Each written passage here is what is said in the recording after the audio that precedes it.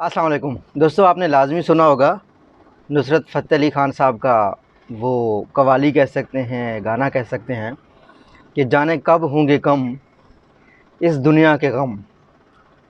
मैं इस पे सोच रहा था और मैंने कहा कि जिस दिन दुनिया के गम, दुनिया के मसाइल ख़त्म हो गए तो साथ-साथ अपॉर्चुनिटीज़ भी ख़त्म हो जाएंगी। मतलब कैसी दुनिया होगी जहाँ किसी को कोई मसला ही ना हो, जहाँ किसी का कोई मसला ना हो। आप अंदाज़ा लगाएं, जब किसी कंपनी में कोई जॉब अनाउंसमेंट होती है, कोई नई नौकरी लगती है, कोई नई पोजीशन लगती है, तो क्या होता है,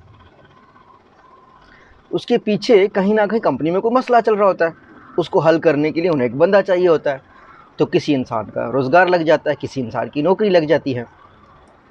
दुनिया की नई नई कोई भी बड़ी कंपनी आती है, वो किसी मसले का हल होती है। मिसाल के तौर पर इंसानों को पढ़ाने में मसला था, टीचिंग में मसला था। सारे स्कूल नहीं जा सकते थे, सारे स्कूल अफोर्ड नहीं कर सकते थे, तो यूट्यूब आया लोगों को पढ़ाने के लिए और आपको पूरी दुनिया से टीचर्स अवेलेबल हैं। मसले का हल निकल आया। फेसबुक निकला तो लोग आपस में कनेक्टेड नहीं रहते थे। मेरे वालिद साहब आर्मी में होते थे, तो उनके रिटायरमेंट के बाद वो रिटायर हुए 90s में कहीं जाकर। उस वक्त ये स्मार्टफोन्स वगैरह इस तरह का ट्रेंड नहीं था। वो अपने दोस्तों का जिक्र करते हैं, कोई सवाबी होगा, कोई कराची, कोई कहीं, कोई कहीं। अब उनका उस तरीके से रब्ता नहीं हो सकता।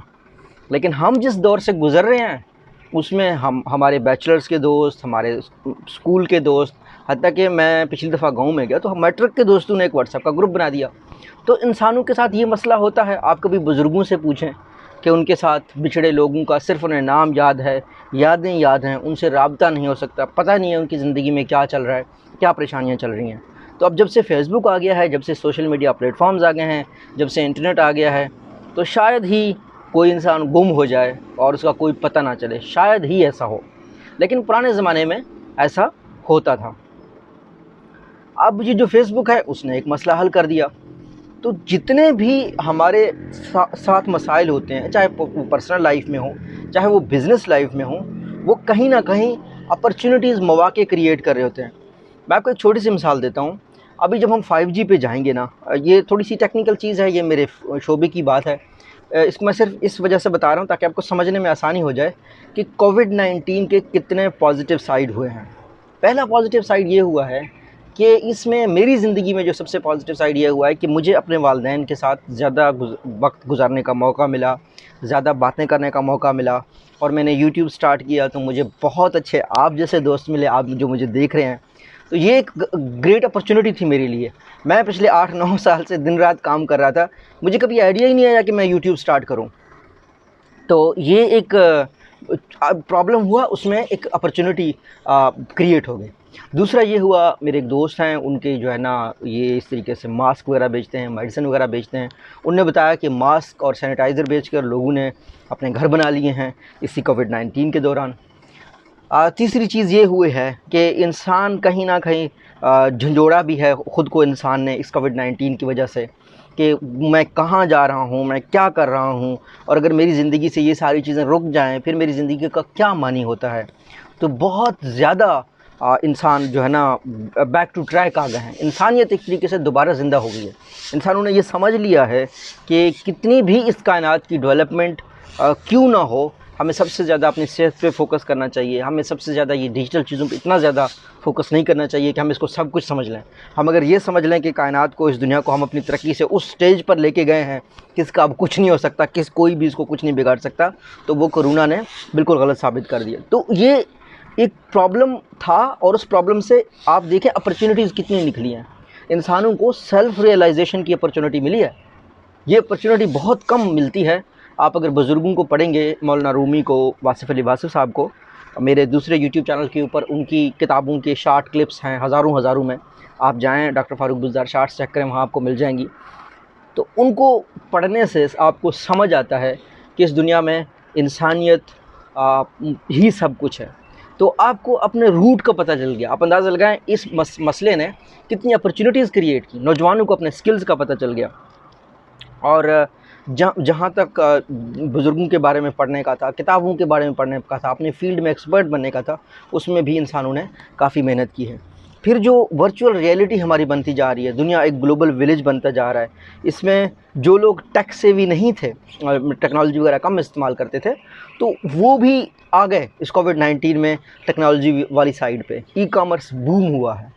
आप एक्सपेक्ट ही नहीं कर सकते थे कि आपको हर टाइम ट्रैक किया जा रहा हो, उसका कोई मसला ही नहीं होता, लोकेशन का कोई मसला ही नहीं होता, लेकिन अब आपको ट्रैक किया जा रहा है। आप यहाँ पे मलेशिया में, मैं आपको अपना बता सकता हूँ, कम से कम माइस यात्रा एक ऐप इन्होंने इंट्रोड्यूस किया है।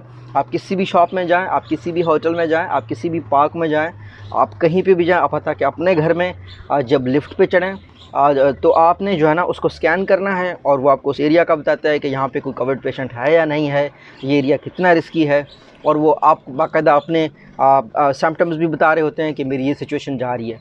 सो अब हम लोग क्या हो गए हैं, यूज्ड टू हो गए हैं विद द ऐप्स, एंड हमारा एक तरीके से एक न्यू लाइफस्टाइल आ गया। इस न्यू लाइफस्टाइल की वजह से बहुत ज़्यादा कंपनीज़ इंट्रोड्यूस हुए हैं, यानी ऐसी कंपनीज़ भी इंट्रोड्यूस हुई हैं जो सबसे बड़े मसले प्राइवेसी को मसला हल बताती हैं। ऐसी कंपनीज़ भी इंट्रोड्यूस हुए हैं जो इंसान की बेसिक ज़रूरियात पे हेल्प करती हैं, जैसा कि फूड पांडा, जैसा कि ग्रैब सर्विस।